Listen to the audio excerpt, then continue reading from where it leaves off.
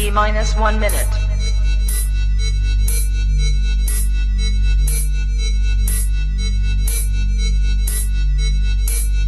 T minus 50 seconds.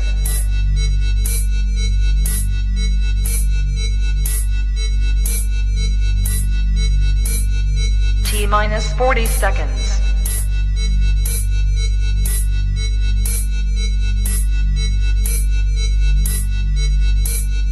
T minus 30 seconds.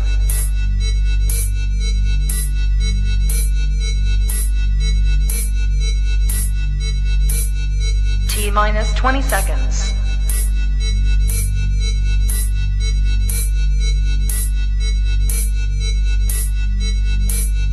Ten, 9, 8, 7, 6, 5, 4, 3, 2, 1, 0. Can we talk for a minute? Come on and talk to me. I wanna know someday. Come on and talk to me.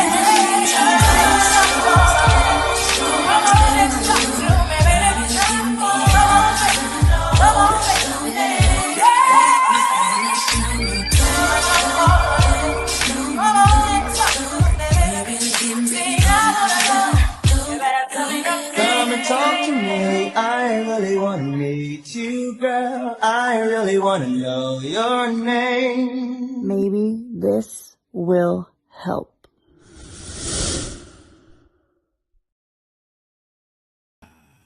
Ladies and gentlemen, welcome to the show. Welcome to the show. Listen, we in here. Let me hear your mic again. Make sure you got the right one connected. Yep, it looks like it's the right one. Oh yeah, sounds good. My mic sounds nice. What's up, y'all? Say that. That's crazy. Hey, first of all, we can't be playing these games together no more because Mike be stealing all my answers. You a lot. Hella rude. God, wow. Categories. Yep. Upset. Yeah. It was a landslide. This nigga Donovan found a cheat code. Did I, or am I just good at what I do? You know. Found the cheat code. Okay, I'm stick with that. That's fine. You know, when people lose, there's all kind of reasons behind why they lost, except for that they're just not good enough. Sheesh, that's crazy. Listen, that can apply to relationships as well. Ladies and gentlemen, welcome to another episode of Maybe This Will Help the podcast. This is season 6, episode 15. Give you that relationship talk you can relate to, the good, the bad, the alimony. You know what's so cool about this show, bro, is that even when we don't prepare, it's almost like we just know what to come on and start doing. Like, I love that this is such a naturally flowing show for us. This is what we want to talk about. It's how we want to talk. It is. It's an authentic show. And I feel like it's been that way since the conception. You know what I mean? And that's pretty much what Carrie, the founder of the show, wanted it to be. And I think that, you know, when you and I kind of took over, we just kept that tradition of you know, being authentic, talking about things that we can relate to. And you know, just I wouldn't even call it giving it advice. Just going through the things that's worked for us. You know what I'm saying? And in hopes that cue the title of the show. Maybe this will help. It is. All right, man. Well, we're gonna get into it, ladies and gentlemen. You know how we do. Sometimes we'll come in and check in before we get deep into the conversation. Mike, was there anything that stuck out to you about this week? Something that you enjoyed, something that you learned? Something that you regretted? What's one thing that you remember from this past week? Man, I think that the celebration of my brother's birthday, my brother being this gentleman to the, what is that, left of me here. Sorry, I'm back. Relax. Okay. There you go. See, there you go. There you go. Just relax. Yeah, so it was my brother's birthday this weekend. And, you know, just the fellowship, the brotherhood, the conversation, the laugh, the games, the food, you know what I'm saying?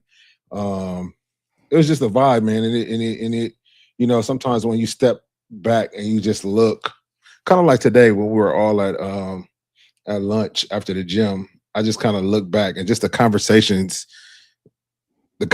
just be so rich and not even on purpose. Yeah. You know what I'm saying? It's like, man, we was just bullshitting and talking, shooting at each other, and then 2 seconds later, we're in this deep, heartfelt conversation. And I was just thinking, man, like, it's amazing how God puts the right people in your life at the right season, at the right time, if you're willing to listen to that voice, and if you're willing to, you know what I mean, follow the path that He tells you to follow, man. And just the feeling of gratitude to have, you know, the people that are closest to me in my life, man, it's dope. It's a good feeling. It's a good feeling, man. So I think that's the highlight this whole weekend, just being with you, being with my wife, being with my sister, and just, you know, just allowing each other to pour into each other. You know what I'm saying? And, you know, so yeah.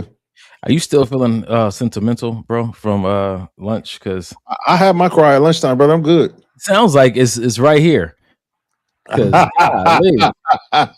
just started, and you know, it's the people that care about it's the people that care about. Oh man, nah, I'm good, man. Yeah, All right. yeah. Well, that's true, man. If anything came from that conversation, is pick your tribe wisely, man. Facts. You know, I think that a lot of people hang out with and are loyal to people because they carry the title of sibling or parent, Mhm. or just because they've been around a long time, and there's this, Yep. you know, this Yep. sentimental value friendship. But Yeah. man, your people around you should continue to reflect the needs you have for the season that you're in. I know I'm not saying you got to get rid of friends, but I am saying the proximity should be fluctuating according to where you are and what you need. This might be a season where you and your uncle need to be a lot closer versus dad, or this may be a season where you and your neighbor need to be a lot closer versus your sister, because Right. every brings something to the table of a benefit, or maybe you're supposed to pour into them in a unique way. But if everybody's fighting to hold the position that they've always had, that can Right. be detrimental to your growth. That can be detrimental to your calling. Say that. And I think that, you know, when people start putting a guilt trip on you for not being around or being invested in the way you used to in certain relationships, I think they're missing the bigger picture. I think that we have to remember this life is so much bigger than us or the Yeah. people that want us around.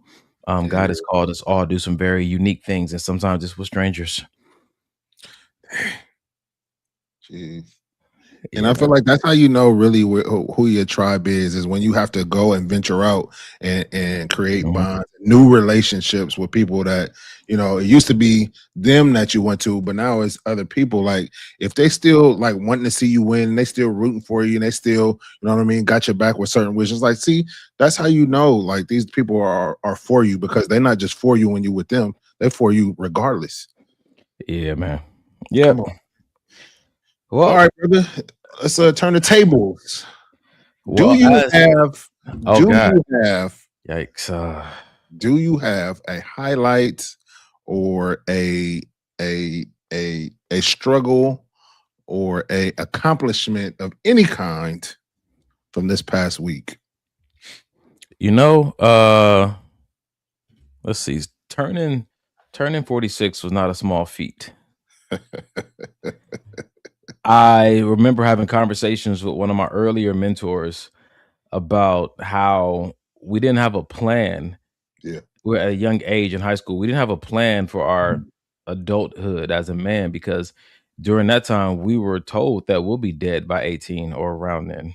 Mm, You know, and so when that's the narrative, right? And this is before social media, bro. I grew up in right, 1980. So right. 1990, 5 to 1998, this is what we're being told. Oh, 18 to 21, that's the lifespan of a black man. And so Yeah. if you're being told that over and over again, you don't really plan Nah. for anything beyond that. And it's almost like, oh, And- why are you just wanting to do this and live for the day and live in the moment? right. But you know, a lot of my friends, well, not even friends, a lot of my acquaintances, people that I was around, did not make it past 18 or 21. And so as I'm sitting here at 46, recognizing what a feat that is, sitting here talking to my mom, saying, I hope I make you proud. And she was like, there's nothing, you've already exceeded my expectations when it comes to it. And that just makes me feel good. Not Yeah. because I did it for her, but because I know that my accomplishments are hers and my father's. Yeah. I'm made up of both of them. So their lives continue on through me. That's You know, right. and it just makes me feel good to know that she's happy with how I've taken what she's given me. And I'm pretty sure my dad would be as well.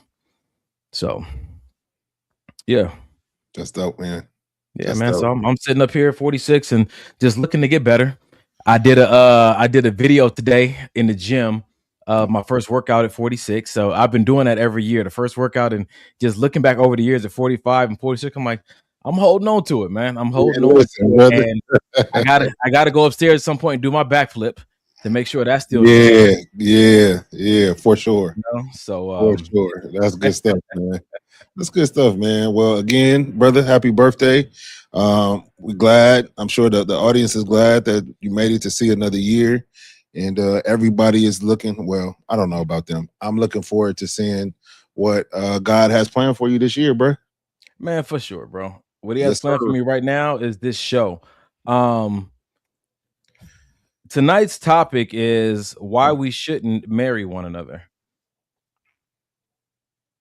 Why we didn't have this topic the first time I got married, brother? Where was you at? Oh, I was 10 years still stuck in the line where you said you didn't want any new friends. ago? Facts. It All was like we was waiting for management to update the system. Mm-hmm. Yeah. All right. So I just want you guys to know that ahead of time. We're going to be having a conversation about why we shouldn't marry one another. What I want you to know is that last week we talked about testing. We Yeah, talked we did. about how to, test your partner and whatnot. And so hopefully, let me say this right. Do you test your, what do you call those people that you're dating? Not partner. Potential. Sheesh. Do you test the people you date? I want to try this new feature. All right. While Donnie's working on that real quick. So I don't know if you guys have realized, but I don't think that we've missed one episode this year.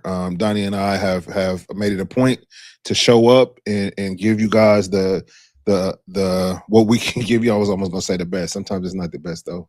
That we give you the best in that moment that we can give you guys. So what we need you guys to do is to like, to share, to subscribe to the YouTube channel. Again, you guys know that we come on here and we do this because we believe that God is using us to do this, but it's not free, as we've said before. So if you guys want to bang our Cash App, please feel free. Maybe this will help podcast. Is that the Cash App? Maybe this will help podcast. He tells me I have time to go do something different than he.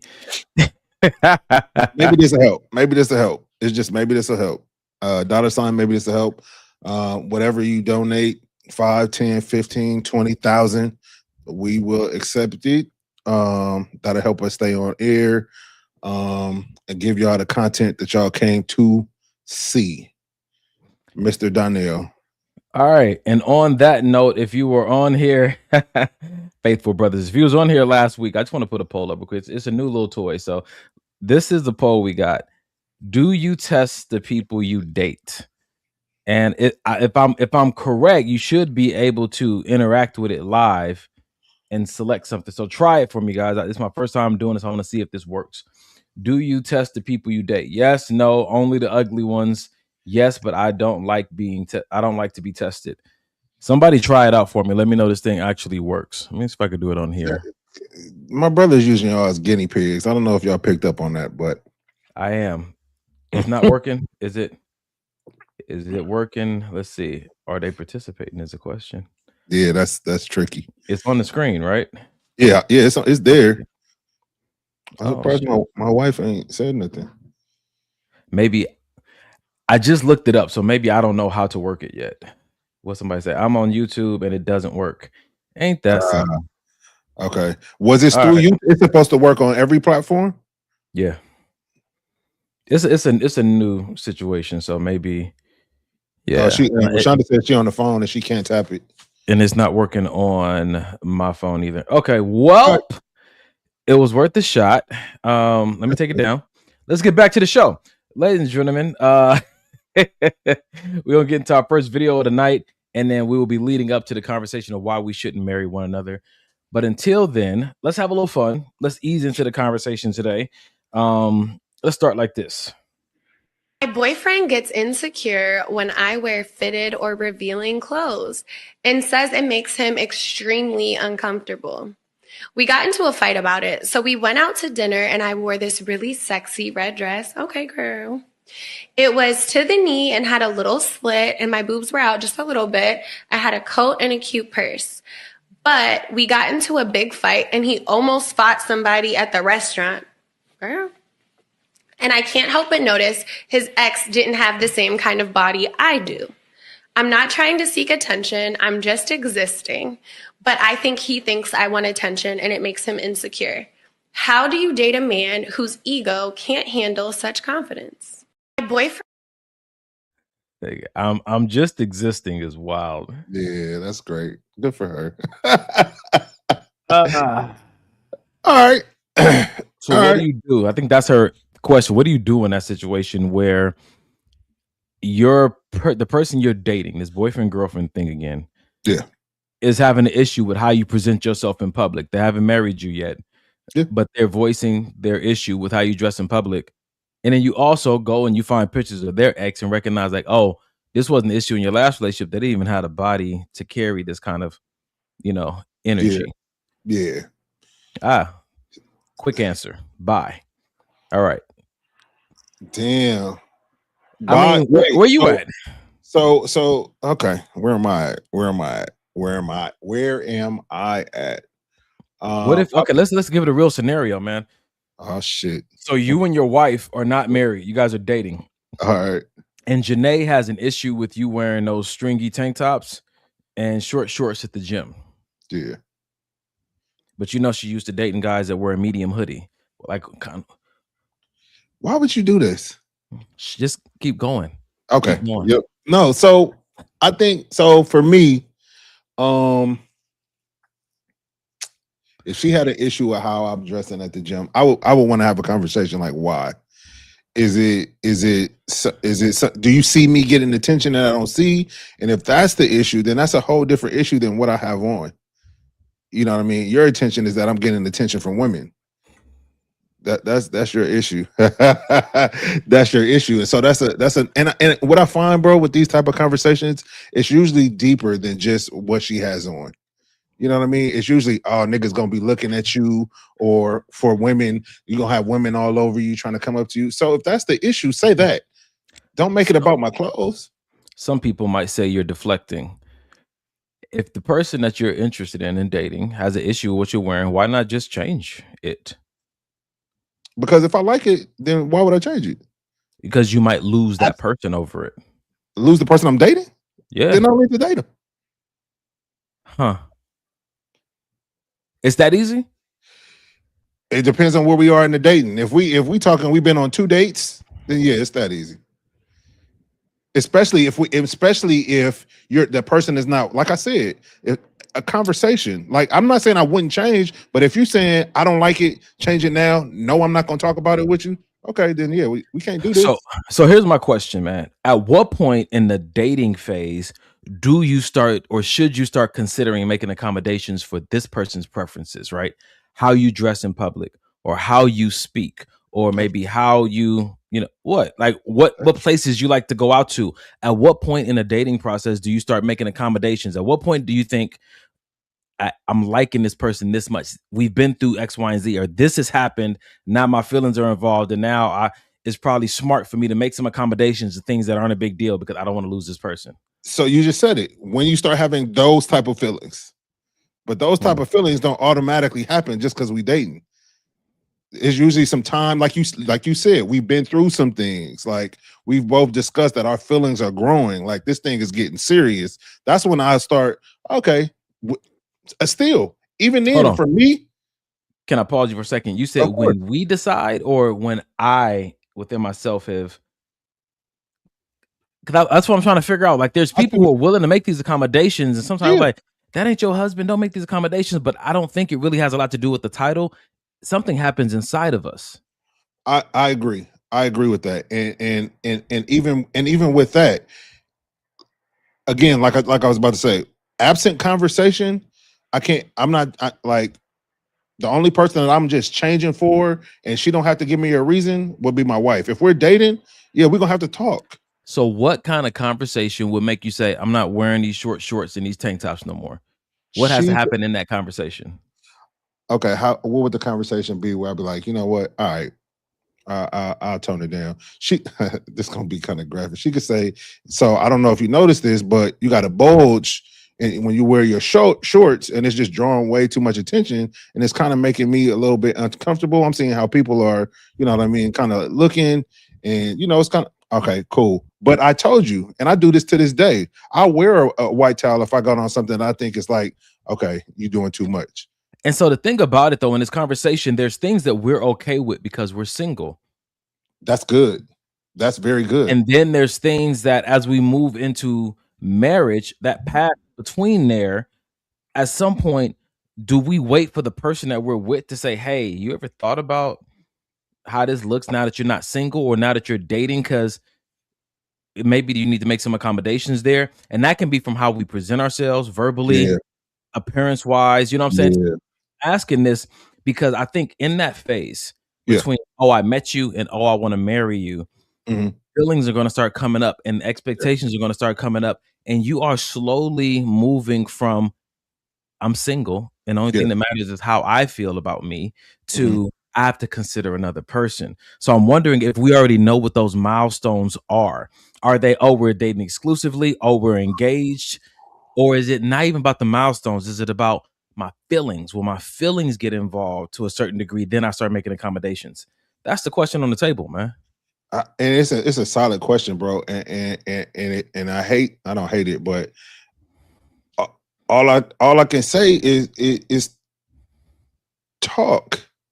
Like if you feel like, because everybody feelings is not going to be equal all the way up until let's get married. Somebody may fall a little bit faster, somebody may be a little bit slower, whatever the case may be. But if I don't know what's going on, I don't know how you feeling, I don't know why, all of a sudden every time we go to the gym after we leave, you got a little bit of an attitude, and I'm supposed to know that it's because some chick was checking me out. I don't know these things. So absent conversation is nothing we can do. So we're having the conversation, right? We're talking. Per that video, he's expressed to her, your clothes are too tight. To be my girlfriend, your clothes are too tight. She said, I went and looked at his ex-girlfriend. She didn't have a body like mine, so that couldn't have possibly been an issue. And you know how I feel about that. I feel like some big curvy girls can wear the same outfit as someone else and they get judged differently. So I'm saying, at what point, like, yeah, you're saying we have to have a conversation, but now we're having a conversation. Yeah. When does that conversation matter to me? When I can see a future with this person, or while I'm still trying to figure this person out? To me, when I can see a future, when I can see, okay, this is going to be longer than 6 months. You know what I mean? I'm starting to think about, you know what I mean, building with this person. I'm starting to think about, man, I wonder if she's going to be a good mother. I'm starting to think about things that actually matter, as opposed to, I can't wait till we go to the movies on Friday. And you know why I go down this? I went so far to ask all these questions to relate it back to something we often do on the podcast. And that is, if you were looking for a job, and you saw a posting for a job, and you went and saw the job requirements, you would go and get the trainings or get the degrees or try to look as close as possible to what they're looking for for the interview. And I'm wondering if we're looking at the responsibility of being someone's spouse, their partner, their spouse, and what that requires of us. At what point do we start taking the responsibility so serious that we start making alterations to ourselves to fit the role? Because people in interviews they're trying to get the job. Yeah, for sure. The people, it sounds like when we're dating, even when they're not qualified, we're not even in the dating reel. We use this parallel of dating to trying to get a job often, But I No. think it's so many holes in it because on dating, you're not really trying to get a job. You're not trying to become that person for them. At least some people aren't. They're just out there saying, "Hey, who's going to accept me for who I am?" Yeah, man. But That's good. I struggle with that mindset because in other places, we're trying hard to fit the role. But when it comes to marriage, which is for me, one of the top tier partnerships you ever find yourself in, why do we take such a lackadaisical approach to like customizations? Yeah. Is it Self-customizations? lackadaisical? Is it careful? Or is it filled with, the last couple guys that I kind of tailored myself for, it ended terribly and they didn't really appreciate it after I gave it to them. So now I'm a little bit leery about doing that with the next guy. I feel like even with like you were comparing it to a job, even on the interview, even on your resume, people tend to embellish a little bit. That's not you got some experience, but this job you're applying for is a little bit above your pay grade. So you're gonna word your resume, you're gonna put that thing through Chat GPT and make it look like a sterling perfect employee, even though you got some little flaws somewhere. And I feel like that's the same thing that people do in dating.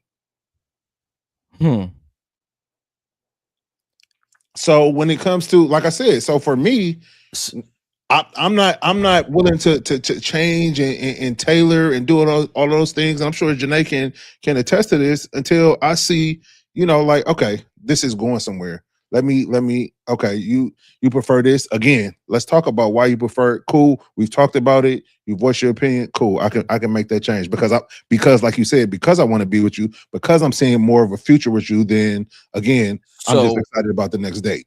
So we're okay. I'm about to say because we're dating people that we can't really see a future with. No. You should only be dating. No, so yes, because you can't see a person. You can't see a future with a person on the first. Some people can. I mean, I did, but everybody can't see a future with a person just because you go on 1 or 2 dates. Some people need a little bit more data than that. All right, and I just think it's a fair question to ask, man, because just for the sake of conversation, and you guys don't know this, but before the wedding, Michael's about to cut his hair. Wow. All right. He was for his wife. Yeah. And so when I'm thinking about like the attachment we have to our physical appearance, Mike has not shaved his beard a certain way because of his wife. You know what I'm saying to you? Tell all his business. And so, you know what I'm saying to you? You guys know I've shared my business about me, in my last relationship where she she thought my shorts were too short and I decided not to wear them anymore. And so I'm the whole reason I'm asking this is not because I believe one way is right or the other, but when we're having this conversation, I just want people to consider when you came into this space of dating somebody, are you it's so tough. I think this conversation might come up later. Why did you choose to date them? Yeah. Because you know them or you want to get to know them? Because when we have this pushback against certain things like what we're going to wear or, you know what I'm saying, places you may go and hang out, it really makes me wonder how into this person are you? That's valid. And I feel like that's a self-check that we should do as well. Like in the pushback, in the changing of the gym attire. Why is it that I don't want to change? Do I like the attention that I'm getting from other people? Is that why I want to keep wearing what I'm wearing, even though she's asking me not to? You know what I mean? It's important to not just pop off like, oh nah, you're not my wife or you're not my husband. I'm not changing that. It's important to do on both sides of the fence, man. It really is. But where do you stand with it? Well, Rashonda said on the wife status, and she said, and y'all didn't work out. And so that's like the outside perspective. I feel like we did. It took a while for me to realize that, but we worked out exactly how we were supposed to. It took a minute, but that definitely worked out.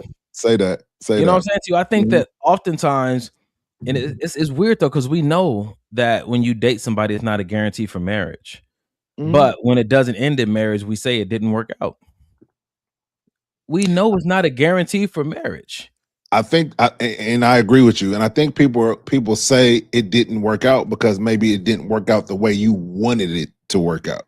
I wanted to get to know him. If I'm looking at just not me per se, I'm looking at if we're looking at what dating is. You want to get to know someone. Yeah. I got to know you, and I realized I didn't like you. It worked out. For you. What if it didn't work out for her?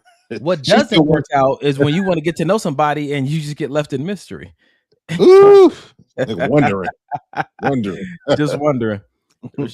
Listen, Rashonda, all up under my camera. Are you wearing your short shorts now? I sure am.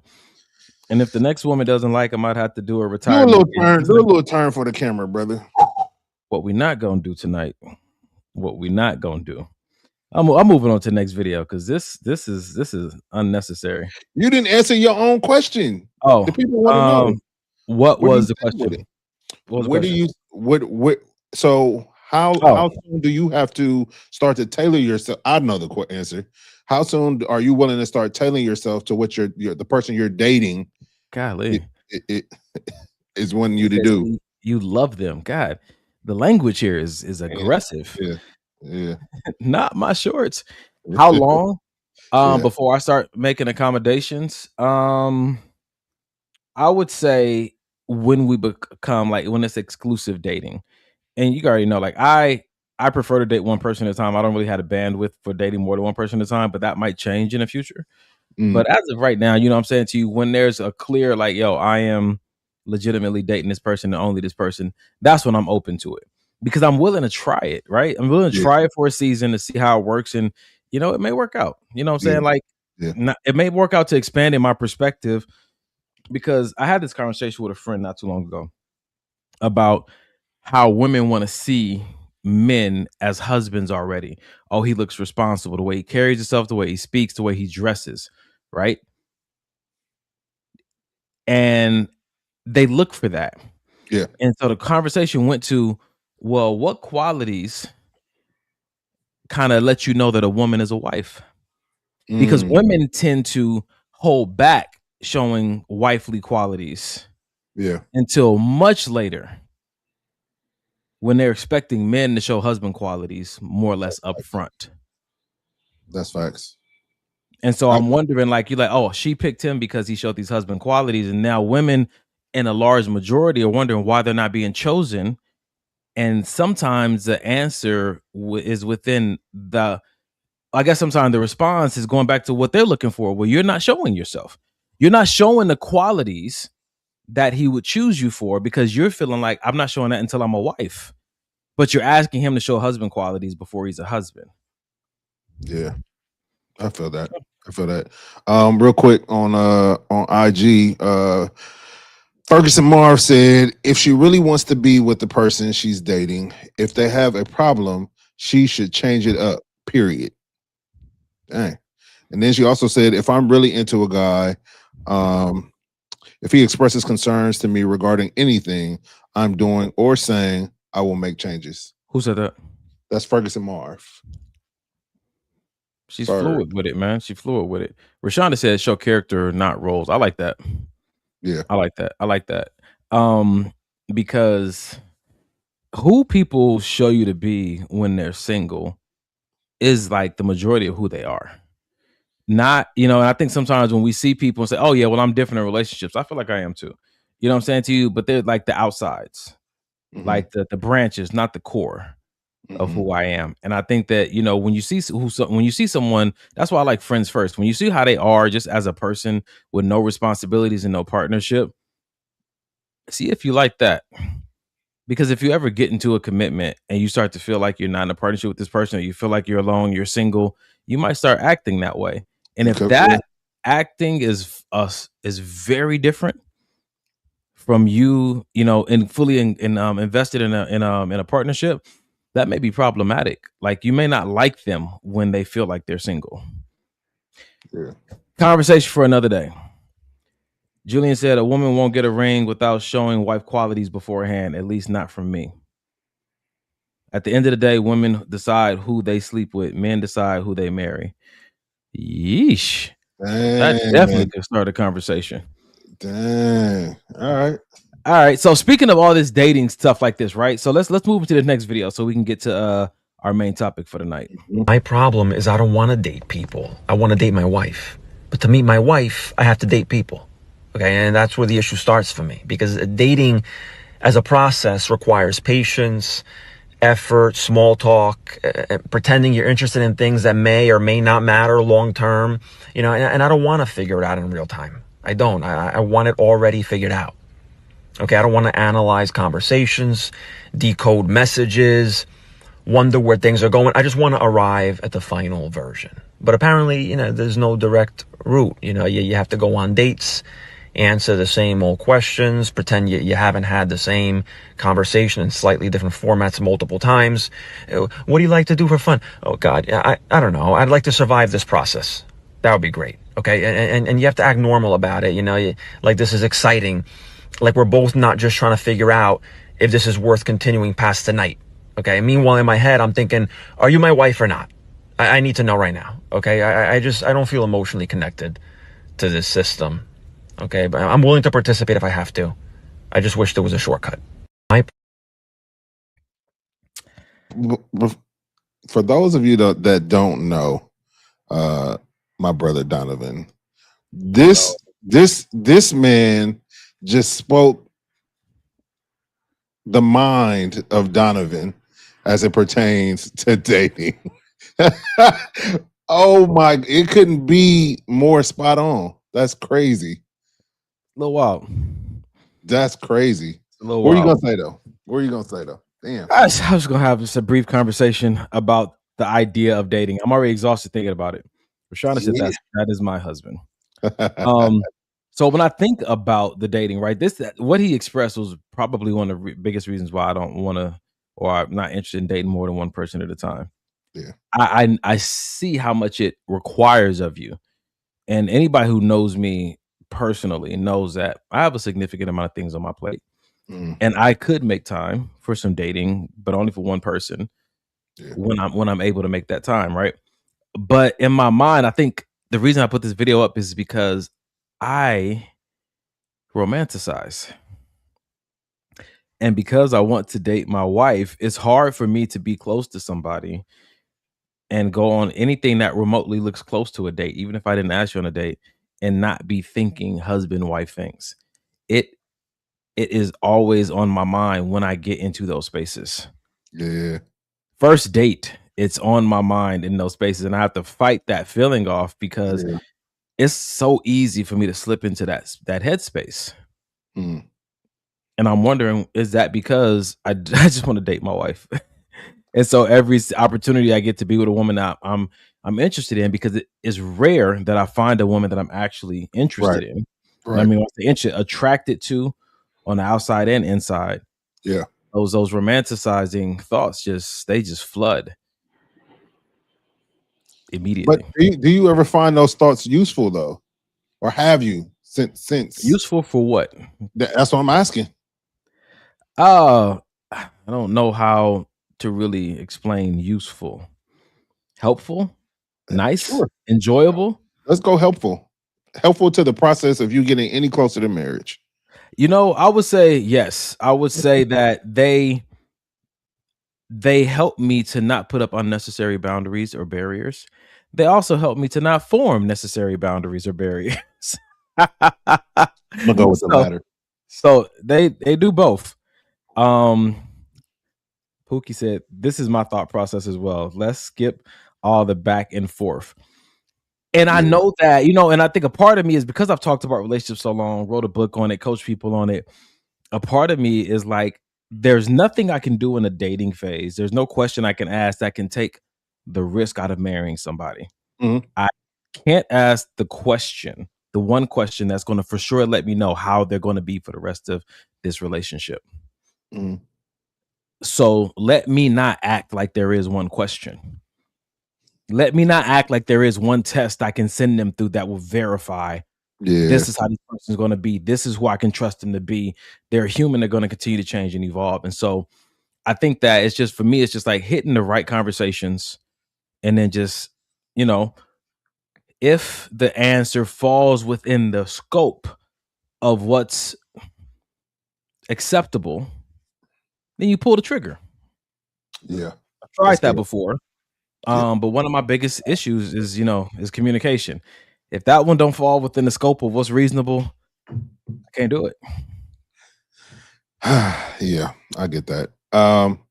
Ferguson Marv said, I show wifey qualities right away because that is just who I am and how I am. She said, I cook, I clean, I cater to my man. Now, and that's cool, right? But here's my question. What if those are not wifey qualities to the person you're gonna marry? What if he don't care if you cook? What if he don't care if you clean? What if other So- people already do that for him anyway? Right. So it just leads me back to this kind of this tailoring yourself for that person. You can't go in with a generic script of this is what wifey material is or this is what husband material is, because it may be different for the person that you're dating. What wifey material is. That's good, man. I mean, it's cool to have some core values, right? But even sometimes those, that nigga don't care. And I think that before we start customizing ourselves and making these accommodations, it's good to identify that, hey, that's something that they're interested in. Right. Not something that my ex showed me they were interested in, and I believe that all men are this way. Right. But for me, bro, staying on topic, man, I do romanticize often, and I can be hanging out with somebody, just getting to know them. We're not even dating or anything yet, and I'm already thinking like, what would it be like being married to this person? it comes to my mind. I can't get away from it. Yeah. And I don't think I try to get away from it. Let's be honest. Yeah.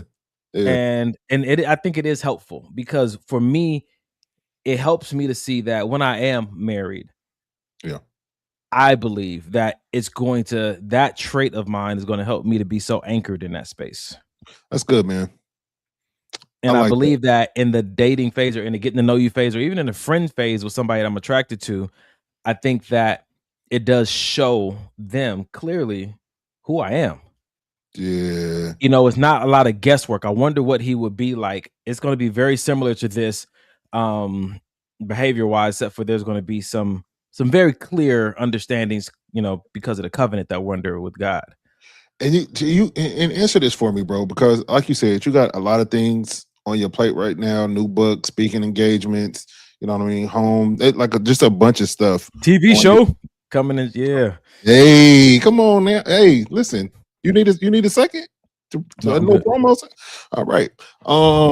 So like you were just saying, sometimes though, with like what you do that's more romanticizing, I wonder how she would be. I wonder what this would be like if we were married. Sometimes that's necessary because you're a man that knows what the calling on your life is, and you know already the type of woman that you'll need to help you move forward with your calling. So I wouldn't even necessarily call it romanticizing, bro. It's almost like a vetting process for you. You know what I'm saying? Like if I don't see these qualities, then it's almost no need for us to move forward. No, there's not almost no need. There is no need. There is no need. And let me add to that, man. Not only a helpmate, someone to help me move forward. Sure. The woman that I marry is going to be able to enjoy the fruit of my labor, stuff that I've been working on for 46 years. And so I'm not just choosing someone that I need to work with me. Yeah. I'm choosing someone that I want to enjoy the harvest, enjoy the return on investment for all that I've been doing my entire life. And bro, what's crazy? Enjoy the sowing. It's gonna have to be more sowing. Somebody you can get out there. But I don't want to skip past that enjoyment part. Yeah, because again, for sure. This is where we start to highlight. Oh, it's work. Like I think this is why I become so picky. Because you get to walk into and stand next to me as the return on my investment shows up, and you didn't do anything for it. And I'm okay with that. But it also makes me very picky on who I choose. To stand beside me and enjoy it, which is why, like when I see these women who are beautiful, or you know what I'm saying, and different qualities and stuff that I like, one of the things that I have to remind myself of is which one feels like peace, though, because a lot of what I built for myself and a lot of what is coming back is because of the peaceful environment I created in my heart, my mind, and my home. And I think that a lot of times, I was talking to one of my homeboys about this just yesterday. A lot of the times we meet these women and they want you to accept them when the totality of their personality is like chaos wrapped in high standards. And you're wondering, like, Yeah. you're Dog. like, Yikes. Yeah. but you want this stable, solid, That's wild. sure, decisive, focused man. Right. Right. But if you look at yourself, do you not see how these traits that you feel like are just who you are disruptive to the greatest quality in him that you like? Yeah. And that's what makes Yeah. me, one of my friends, I remember her telling me, she was like, I don't believe I have the qualities that you need. And I can appreciate that. You know what I'm saying to you? She was fully invested in who she was, but she also knew what I needed. And I think when we made a decision in that moment, like, okay, cool. Yeah, we probably shouldn't get married, like the topic said, because so much of my life is dependent on the peace that I'm able to have in my heart, my mind, and my home. And if I find someone who doesn't value peace or doesn't even know how to create it in the days that I don't know how to bring it forward, that's going to be problematic. That can destroy everything that a lot of what I've been working on. Yeah, that's good, man. Your wife asked a question earlier. She said, "What are wifey qualities to you guys?" Let's do it. Let's take some time. All right. Go ahead, brother. Wifey qualities. And again, this question stemmed from the conversation for those who are just joining. I see they jumped in there, that women look for men to show husband qualities up front, but they hold back their wife qualities until they're chosen. And that can be problematic because you're wondering why you're not chosen by this man that you see as a husband, but you haven't even shown what you call wife qualities yet because he hasn't chosen you. That can be problematic. Like, I'm waiting for us to be in this space, but you'll never choose me to be in that space until I show you up front, which it's a double standard. It doesn't matter. I don't mind. I'm going to show you where I'm at. And if you're not going to show me where you're at, then I'm going to move on. And you have to deal with why I didn't choose you. So, Listen. Wifey qualities. What's one wifey quality? I would say one quality I would call a wifey quality is being able to sit with me or sit with a man in his emotions. I don't think I think that's a wife quality. I like that. All right. Wife quality. So are we talking about qualities of a wife, or are we talking about qualities that we look for when we're looking for a wife? Tell me the difference. I just got confused. Just answer either one. Is fine. No, because I'm saying, because a woman that already has certain qualities and she's a wife, she may do certain things, but that may not be, like I said, that may not be necessarily what we're looking for. Because somebody could say cooking and cleaning is a wife quality, but I think she asked, what do you call wifey qualities? Oh, okay. All right. Let me see.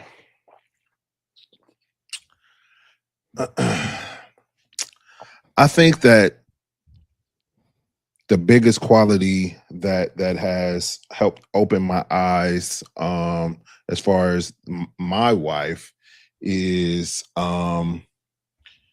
allowing me to be vulnerable, allowing me to shed my everyday armor, and not looking at those scars from the armor and saying, ugh, and not saying, and not looking at me like I'm grotesque, even though, when you take off that armor, all the battle wounds, all the scars, they're showing, and she still has a heart of compassion. She still has a heart of, I want to understand how did all of this happen? And she still has a heart of, not necessarily even trying to help, but just trying to understand. You know what I mean? What makes you tick? What makes you you? Why do you do these kind of things? Even if it's negative, or even if it's perceived as negative. So if we had to create a job description for a wife or job qualifications for a wife, it sounds like we're both saying someone who is empathetic. Empathetic or compassionate, even when they're emotional. Yes. That's good. I don't know if I was talking to you or or Janae. I don't know who I was talking to, but feeling safe, bro. I feel like it's so underrated for men. We always hear about women say, "I need to feel safe with a man. A man needs to make me feel safe when I'm hitting." Well, shit, a woman needs to make a man feel safe too, in his emotions, his rage, in his feeling unsure of himself. Like a lot of those emotions, I was never really been able to express when I was in romantic relationships. I had to keep everything together. I had to seem solid all the fucking time. Okay. One, you have to ask if they were a wife or not. And in your situation, I know, I'm talking, one of them yeah. was. Yeah. Two, I kind of struggle with that making me feel safe thing, right? Not make me feel safe, but create a safe environment for me to be able to do so. You don't have to. Only I can make me feel safe. But if Okay, the that's why I environment was is at it. not here, then So for me, it's more or less show me the kind of environment you think that I would thrive in, that you think would work for me. Let me see it. And if it doesn't work for me, then we can just say, "Oh, this doesn't work," and we don't have to be together. I think Or- trying to get somebody to cook something they ain't never cooked before, nor did they know the recipe to, nor were they built to make. I don't want to put that kind of pressure on anybody. I get it, and I think for me, I'm more so of I like spaghetti. I like the way my mom cooks spaghetti. Let me show you how to cook it a few times. That way you can get good at it, and then I'll be able to enjoy it. Uh, Because I like you. I want to be with you. So I'm not going to just say you can't cook my mama's spaghetti. So I'm cool. I don't want to be with you. okay, I see where we're different at. Yeah. Is there any other wife responsibilities or wife Damn. qualifications that you I would nigga say said responsibilities. wife qualifications that you would say exist for you if we were doing a job description? Wife qualities. I know we've said this word a bunch of times, but it stuck with me ever since you said it. And it makes me melt every time I hear it. Just that kindness aspect. And I'm not just saying just be kind to me. When you're a kind person, when you're kind to the waiter, when you're kind to the lady at the gym, the gym clerk, when you're kind to the gas station attendant, when you're kind to your friends, you know what I mean? When you kind to your damn enemies, people that don't even give two shits. Like that for me is so rare. For me, it's so rare. So to be able to marry that and be with that every day, like yikes. I'm not trying to be dramatic here, but it whenever I say it and whenever I hear it, I always ask myself, where have we gotten to as a race to where kindness is rare and something that if we find in a woman, we're like, oh my God, I did never thought in a million years I would find a kind one. That's like trying a polka dot polar bear, man. It's like, where have we gotten? And maybe I am being dramatic because it's not across the world. Maybe it's just here in LA. Damn, just You know what I'm saying to you? So, damn. I just try to be be careful with that because it's almost like we have a wish list Yeah, that we would love to be asking for right now. yeah. But there's so many essentials that are missing that we have to stay with the basics. Yeah, And that's just a rough conversation to have. But beside the point, the conversation we're having, I want to add reliable and responsible I like both of those a lot. to the list. Me and my friend were having a conversation about, I think I sent you the video, like women love to be big babies when they get with their man, right? Turning Yeah. my brain off and just be, you know what I'm saying to you? And I was sharing with them how men, we don't have a space nor an expectation in the future to ever be there. You know what I'm saying to you? At the most, we would love to have a home we could come to, a lap we can lay our head in to turn off for a little bit. But the issue is that when a woman relies on us, or the wife relies on us, the kids rely on us, the community relies on us, anytime we ever feel overwhelmed or feel like we want to just check out for a little bit, everybody feels danger because we're the ones who are providing and protecting. It's almost like the warriors go to sleep. No, the warriors cannot sleep. And that's the weight that we feel sometimes, which is why having a wife who understands that and doesn't panic when you need a time to breathe or cry, when you need time to lay your head down, say, babe, I just don't want to think for the rest of the night, and not panic. Like that quality is is top tier? So I think one, agree 1000%. I think what happens when the woman doesn't panic, for me, it shows, oh, you trust me. You know that even though I need to close my eyes, I need to rest, I still got us. And you trust yourself enough to know I gotta let my king sleep, so I'm gonna hold it down while he takes a nap real quick because he's been in battle all day. Yeah. It's cold. It's a cold partnership, bro. And I love the idea of my wife being this big baby and being able to turn that off. I also love the idea of when we're trying to handle business, that you have some wherewithal inside of you to know how to handle business. That you have, like, if I'm sick or something like that, you know how to, through the feminine lens that you have, substitute in some areas temporarily. You know what I'm saying to you? I don't want just a beautiful ditzy woman. I do. I think I showed it when we were at dinner on Friday night. Just watching Janae just get in her mode of, oh my god. When I tell y'all Mike loves his wife, I'm not even gonna tell you what happened, but just know that he loves his wife in a very inappropriate way in public. So I got a question for you on IG, Mike. The question from my sister is, are we supposed to show wife qualities to a man we're dating? And my question back to her was, do you expect to see husband qualities from a man you're dating? I think the answer to both is however she answers that question. Got it. So it meaning if you want to see me doing some things that husbands do, then you got to show up in turn. Like you got to do some things that wives would do. We both, because it's not just you that's trying to get married out here. If I'm hoping it's not just you, but if it's both again, remember that goes back to the question. Some people want a husband. Some people want to be a wife. It's different. It's different when I say I want a wife versus I want to be a husband. Some people just want to be married. I want to be chosen. And so as I'm having these wonderful conversations, and me and Mike had one other day just about the amount of women we know that want to be stay-at-home wives. And I think one of my friends has successfully or halfway successfully entered that world. And I'm very happy for her. But we're having a quick little conversation about, then what are the responsibilities? If you're a stay-at-home wife and you don't want to be at home all day. She was like, I don't want to be in the house. You know what I'm saying? But yeah, I handle my house responsibilities, but I also want to go outside. I want to go do these things, right? So we were joking, but it left me with the question of, if a man said you don't have to pay another bill or worry about any like financial responsibilities, if you found a man that was willing to do that for you, what would you be willing to do for him?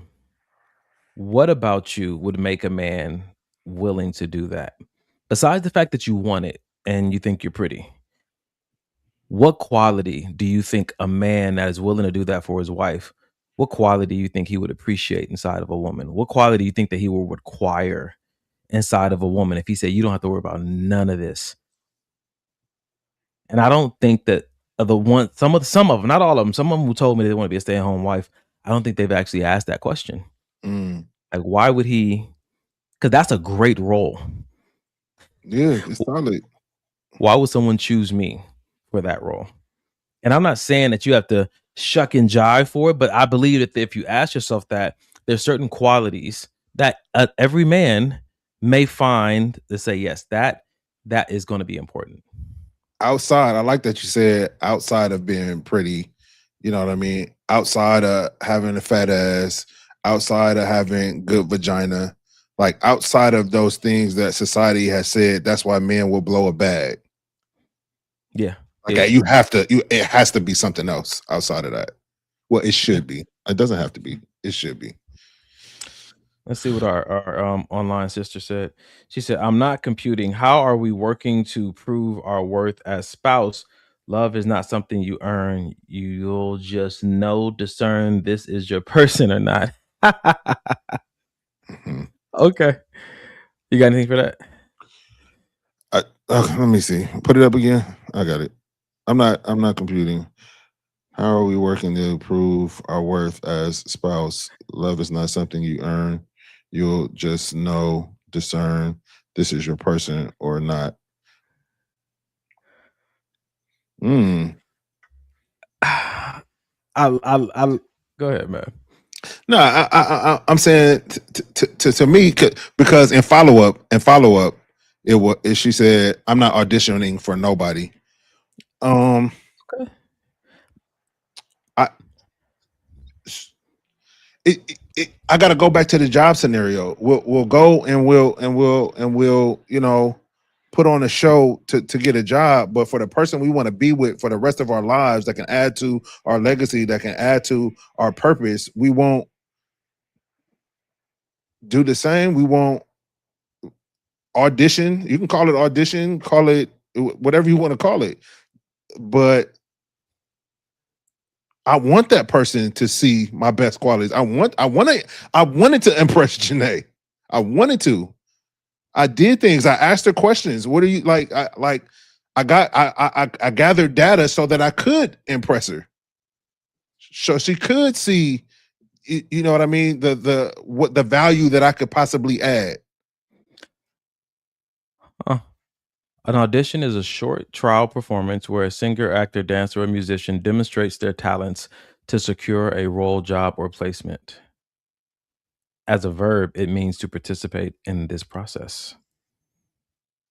And so I'm wondering, because of the English language and how we use one word for so many different definitions, what is it, Rashonda, about the auditioning that is a turnoff for you to make sure we're looking at the right definition?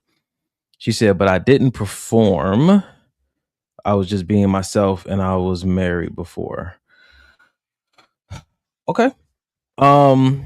Which is also possible. I think the conversation that we're having today is the consideration. Yeah. What would a guy like that want? And I'm not saying that he will ever require it of you, because some guys will marry you and not require anything of you. But I'm asking you to ask yourself, is that what that person deserves? Yeah. If you found somebody, if a man found a woman that was willing to give him the world and the nurture of his children in a way he could never imagine, what does she deserve from you? I'm not really talking about you would have to audition, but it's good to consider within your own heart and your own mind, as much as this person has done for me and as beautiful as they've made my life, what do they deserve from me? And you can do that before you get into that space.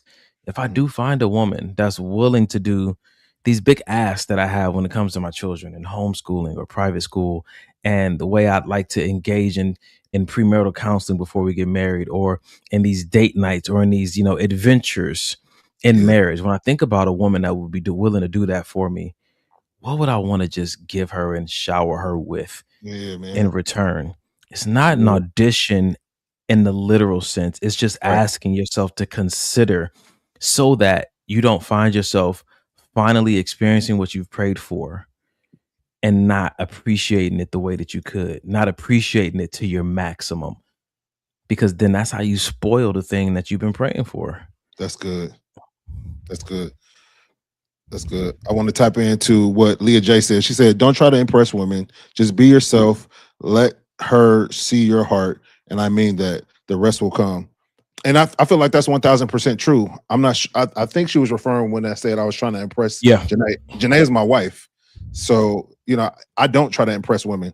I was trying to impress the woman that I was going to marry, which I did marry, and we've been together for 5 years. So in that case, I think that, you know what I mean? I agree with her. You shouldn't just go out and just trying to impress every woman that you encounter, thinking that that's going to get you a leg up or get you a hand up in whatever it is your goal is.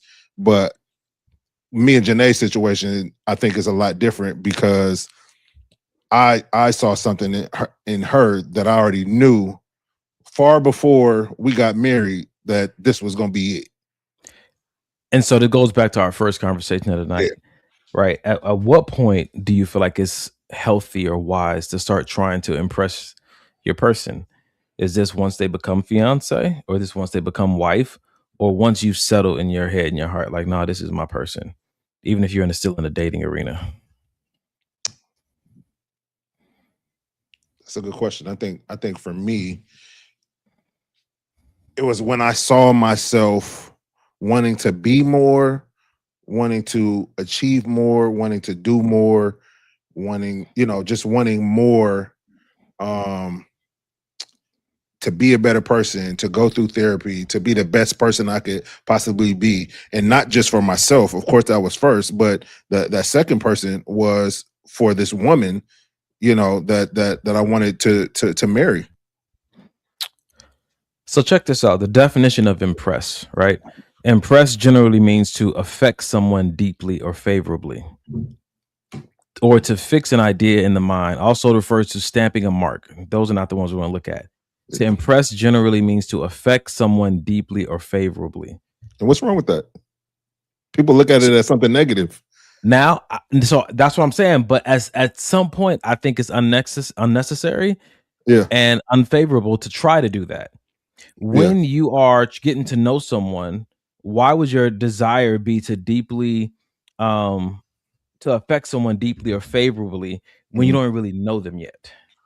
At that, so I agree. When you don't know them, so that's why I agree with Leah, because she said, "Don't just get out here trying to impress women," and I agree with that 1000%.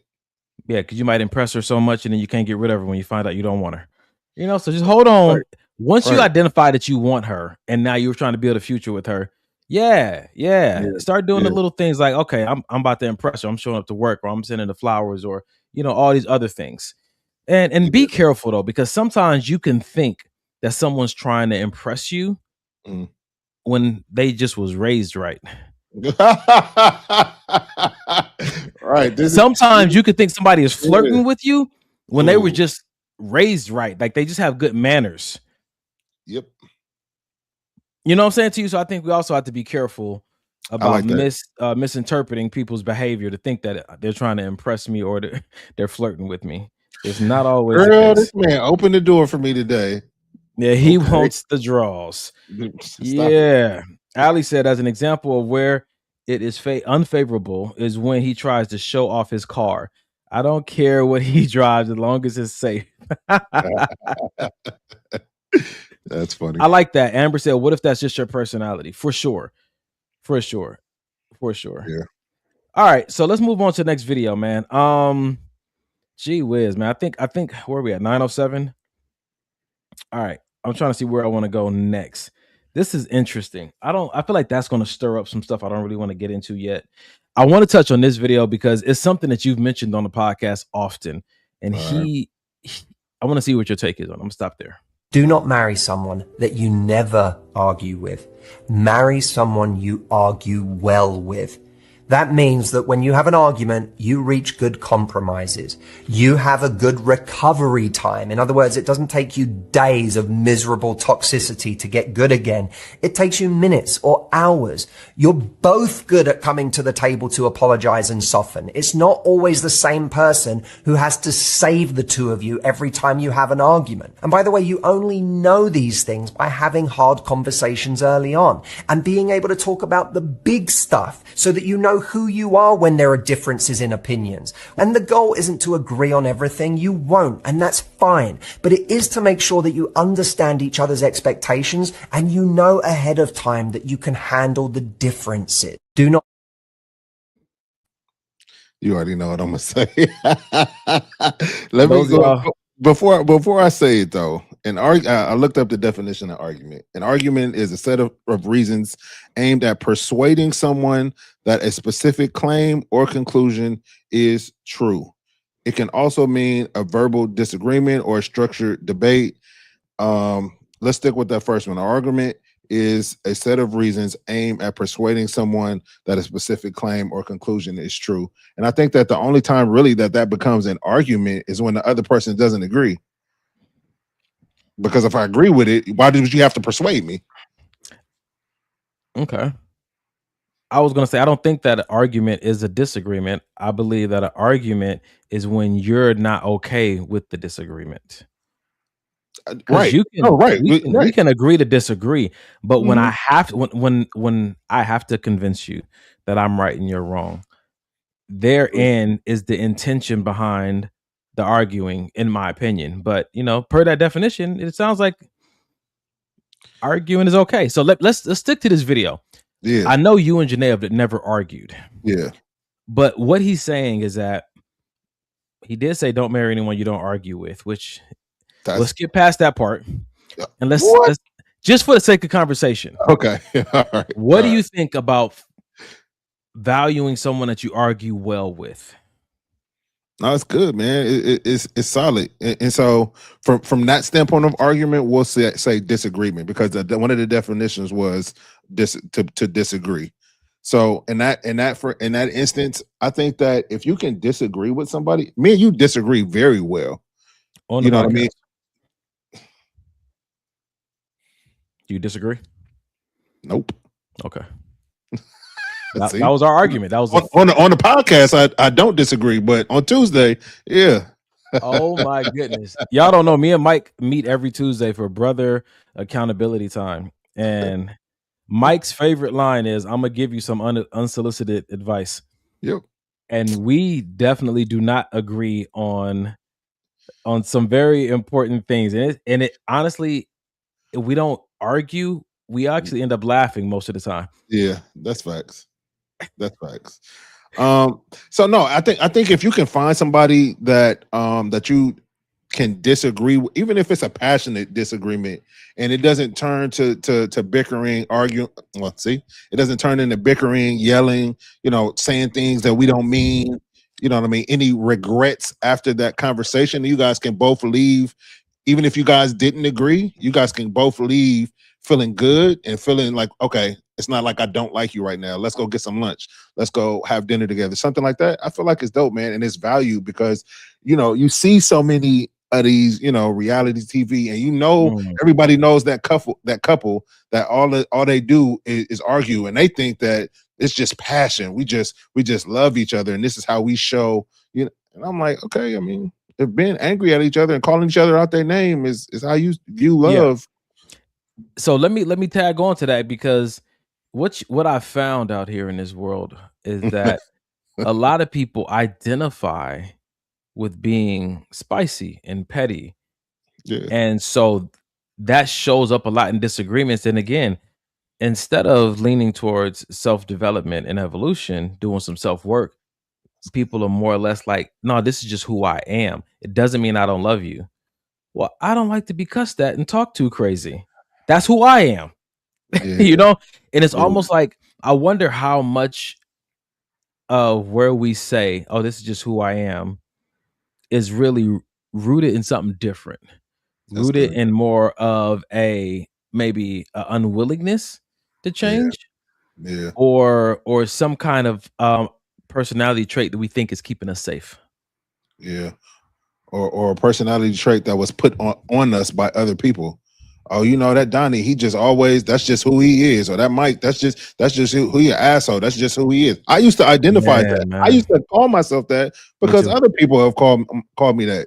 You know what I mean? But I agree with you 1000%. I think though, bro, when it comes to your partner, your woman, your man,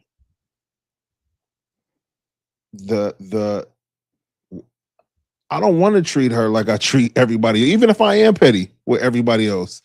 I don't want to treat my partner that way. The person that I come home to every day. So let's go back to these wife qualities. Yeah. If you know that you are a spicy personality, kind of catty, petty person, just not, and your friends love it and everybody gets a kick out of it, bring that into the dating space. At what point should a person say, hey, maybe I should tone this down, because it's like trying to catch fish with vinegar? If it's negatively affecting the person that you truly want to be with, that's the time to assess, like, damn, okay, she really not feeling this. And see, so this is the issue though, because how does someone ever get to know you if you're hiding behind this trait that's truly not who you are. It's something that you've picked up. I don't think that anybody is naturally like, I know that we say culturally white women could be this way, black women could be this way, Latino women can be this way.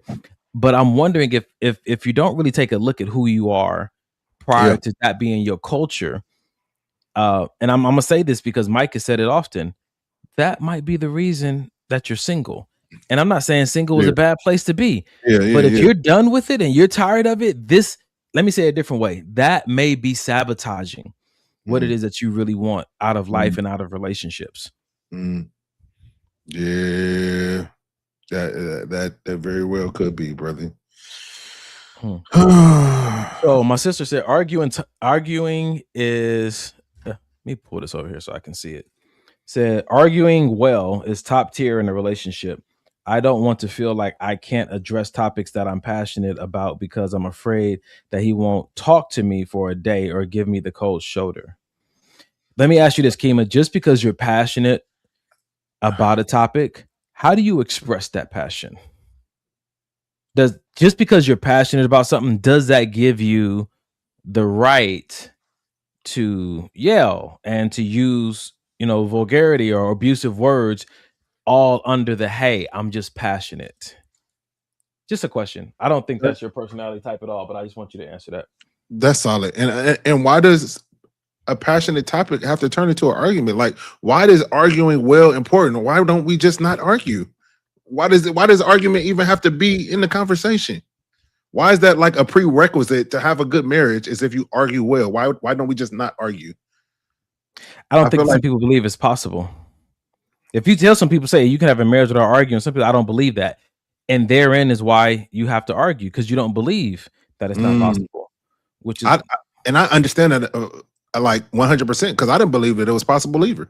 Every relationship I've ever been in have gotten to some kind of argument, except this one. So check this out. When someone says I'm passionate about that, that means that the speaker has a deep, intense interest, enthusiasm, or emotional dedication towards a specific subject, hobby, or cause. And so I'm wondering, how does the voice get higher? How does the words get more colorful? There's a emotional component that is now introduced when it's something that you're passionate about. And you already know, what I'm saying, when the emotions are kind of like lighter fluid. You know what I'm saying? Now, they don't make you angry. They don't make you aggressive. They don't make you rude or zood, right? They just heighten what's already in you. Yeah. You know what I'm saying to you? So I'm wondering, some people who are aggressive and rude when they're passionate, the emotion wasn't the issue. It just heightened what was already inside of you. So maybe that is something you have to look at as well. When people have a hard time understanding you on subjects you're passionate about, but you still want them to understand, maybe again, there is some self-work that can be done there. Yeah, that's true. Yeah. What are you saying? Why is argue synonymous with communication? Yeah. Communication, I know by definition, is the exchanging of ideas. Yeah, I guess it shouldn't be synonymous because arguing is not the exchange. I think when you read the definition, it said about trying to convince, right? Yeah. Yeah. Yep. Yeah. I think communication is just the offering and exchange. Here's my idea. Here's yours. We communicated. Yeah. Yeah. I think what comes in and what makes that seeming to be simple communication is when one or the other person doesn't agree, and now they try to make the other person agree with whatever it is their viewpoint is on the subject. That's when it stops being communication. What's interesting about all that is that I guess we have to consider that what one person may call spicy, one person may call normal. Yeah. Because Mike had a burrito the other day that almost took him out. Mike was about to be in the hospital. Had to tell the manager about it. And somebody orders that on a consistent basis, right? Yep. And so sometimes if you grew up in a household with spicy women, or you grew up in a household with machismo men, what somebody else may be offended by may seem normal to you. That's good, man. That's a good. And that's why, all men are not built to date like Nigerian women Yeah. or Puerto Rican women because they're known for being Haitian. loud, right? Yeah. Or Haitian, right? Or not every woman is built, you know what I'm saying, to be with a Jamaican man. Yeah. You know what I'm saying to you because they're like, oh no. My nervous system wasn't built for that kind of environment. But somebody else is like, oh girl, that's fine. And this goes back to the conversation me and Mike had the other day. You can love somebody and not be built for them. Mm-hmm. You can love somebody and not be built to do relationship and partnership with them. Yeah. And that's something we have to sometimes sit with. And that's why the title of tonight's show is why we shouldn't marry one another. Because I love you, but I'm not built for your personality type, or I'm not built for the thing you've been called to do in life. Sheesh. Oh, I like what Amber said. AJ said it could be a wound. I think she's referring to the reason that this person is spicy is from a wound. And I'm slow to diagnose. Yeah. You know what I'm saying to you? I'm slow to diagnose, but it very well could be. Yeah, it's possible. Yeah. All right. All right. So what we at? 9:20. Okay, I'm just watching the time because we're gonna get to these videos. So I'm about to make a turn, right? So this girl had put a video up. I broke it up into two parts. I'm wondering if we should do that and then end with the whole topic of the show. Sound like a good idea? Okay. Yep. This girl, I got a few videos from her that I'm going to put on this show. The reason I want to put these videos up tonight is because last week we talked about how to or why to keep testing your boyfriend or girlfriend, testing the person that you're dating. She had a very unique perspective on this whole testing thing. Go even deeper here. When you do that push and pull, right? Sorry, that's the second one. Here we go. Some of you didn't just randomly lose your man. You tested him into emotional exhaustion. And if you keep playing games with your man, you are going to lose him. You are actually training your man to resent you. And you may call it, I'm just seeing if he still cares. I just need reassurance. I'm just making sure that he still loves me. But what it actually looks like to him is this push and pull, okay? You acting cold, you withholding affection, you creating problems out of nowhere. So I'm gonna say it to you like this. In his eyes, you didn't want love. You wanted proof that you're lovable over and over and over and over and over again. And before you argue with me, okay? What you don't realize is that every test that you set up for him felt like a trap. Okay, let's just give an analogy. It's like someone who's gonna go take a test, and every single time they pass the tests just keep coming, and they're harder and more emotionally exhausting, each one. And no matter how many times he passes a test, you keep creating a new one for him. And eventually, your man's gonna stop studying. Not because he doesn't care about you, but he's tired of failing your mental gymnastics, your mental games. Constant testing does not build trust. It actually builds resentment. And I'm gonna go. What'd you think about that first video, bro? I liked it. I've been in this situation before, and it's like you pass one test, and it's like, well, okay, well, here's another one, and it's like, well, damn, I thought I got it, and here's another one. And exactly what she said. You stop studying. The relationship is not even like there's no life in a relationship. It's just full of tests. Like and not because they were trying to vet you. No. They were vetting love. Yeah. It wasn't you that they didn't believe in because they've seen you pass the test over and over again. Exactly. They struggle with the idea of love. Yeah. And so, we can have conversation and debate about that. But I want to touch on something she said, bro. She talked about the women's need for reassurance. Yeah. Which we understand as it just comes to territory. It's a necessary thing. Mm. But at what point does the need for reassurance move into an unhealthy space? When so for me, it starts to get unhealthy when, just an example, Babe, do I look fat today on Monday? Oh, babe, no, you look good. I think you look good. Okay, babe, Tuesday. Do you think I look fat? No, babe, I think you look Wednesday. Babe. Okay, so this you don't care what I'm saying. You have I could say yes for the rest of your life and you would still feel like you're overweight. So this don't have nothing to do with am I overweight? This has to do with you constantly needing somebody to tell you something, but that's not the issue. The issue is that even if people keep telling you whatever it is that you need to hear or that you keep asking, it's never going to register because you already have a belief of what or who you are in your head. Okay. And so my question is though, is that unhealthy?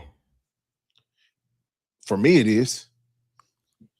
What makes that unhealthy? That level of need for reassurance? I think for me, because there's a deeper issue that you need to unroot. And you're not, and my reassurance is not the answer. Okay. And so is it unhealthy for you or for them? I think it's unhealthy for them. Okay. And so that's what I'm asking, kind of like on the side of at what point is it unhealthy? Because she used the example of a woman asking for reassurance over and over again as this test that can begin to be emotionally exhausting for the man. From the way that I see it, if you're in a relationship with someone, or you're, fiance, you're married to someone, it's an honor to kind of walk with them through the reassurance process to rebuild maybe some of their security, some of their self-confidence. Yeah. And so I understand if this is happening in the dating arena, how it can be exhausting more quickly because my tolerance is much lower. But if it's with my wife, I'm under the impression that this is what I signed up for when it comes to this reassurance component. Am I off base with that?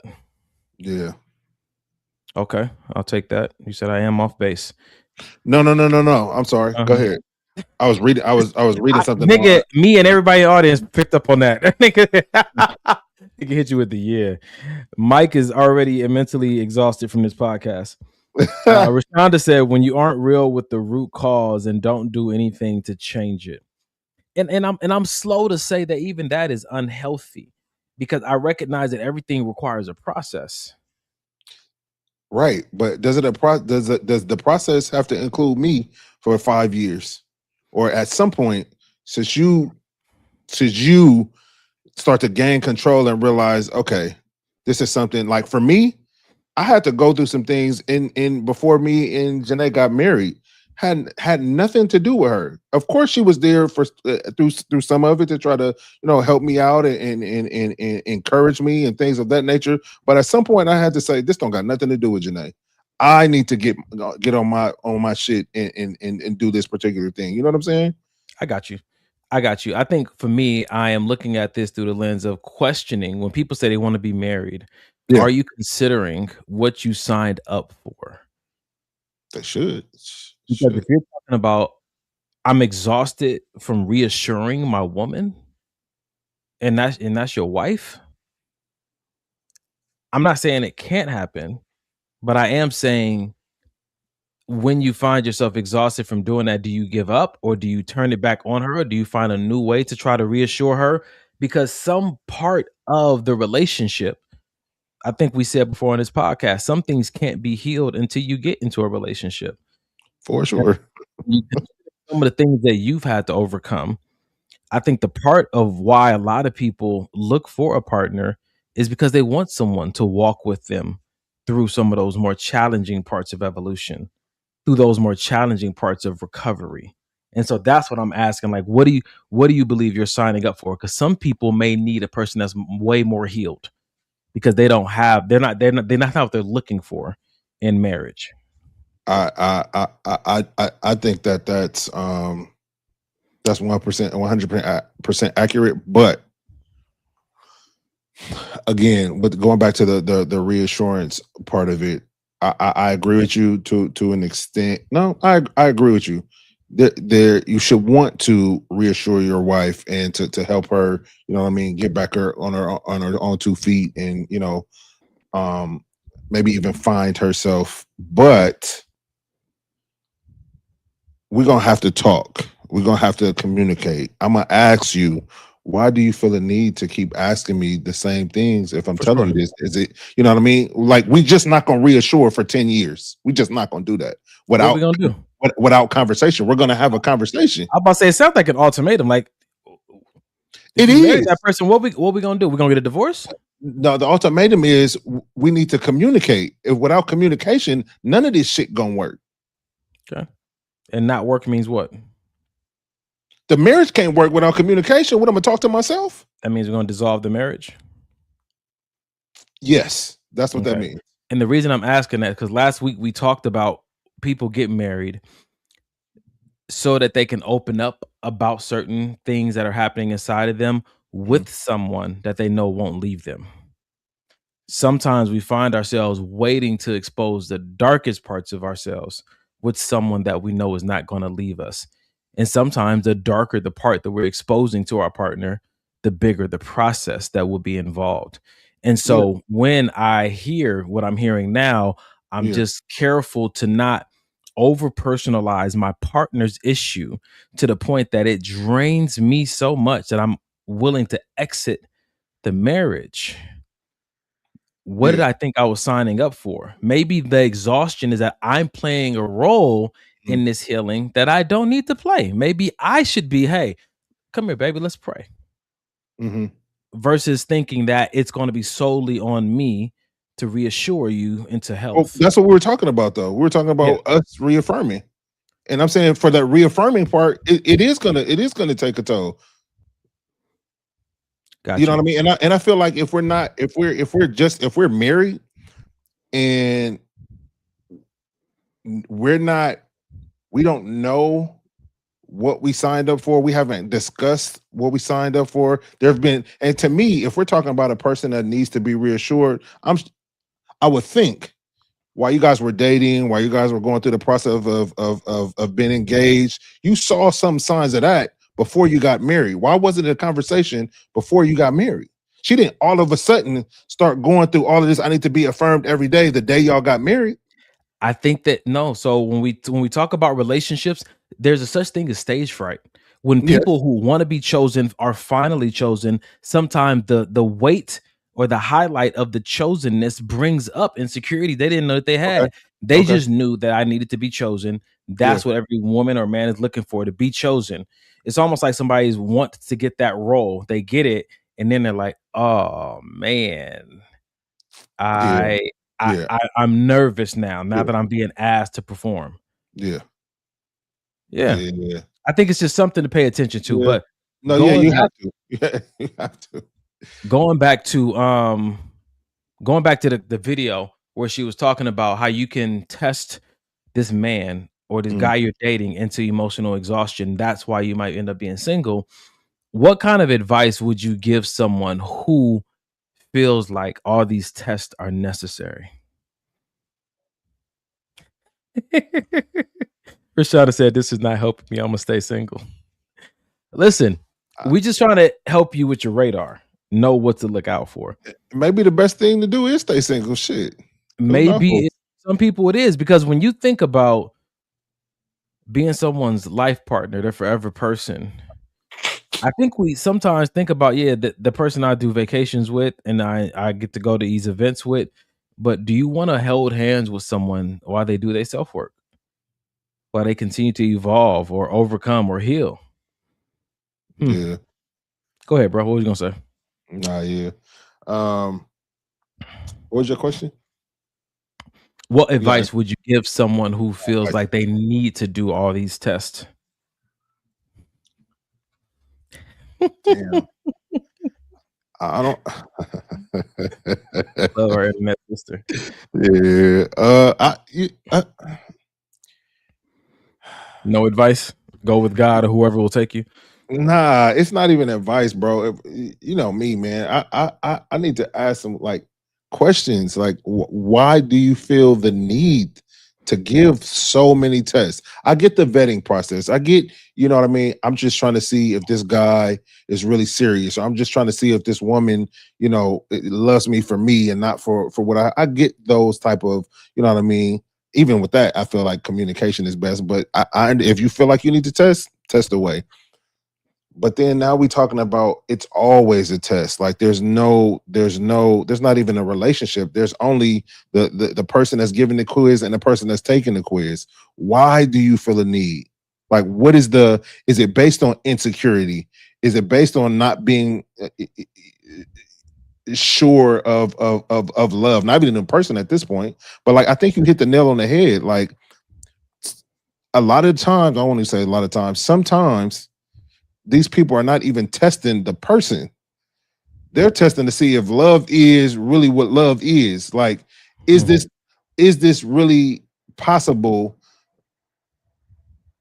to really have this type of relationship, whether it's a relationship with no arguing, whether it's a relationship with 100% monogamy, whether it's, you know, whatever the case may be.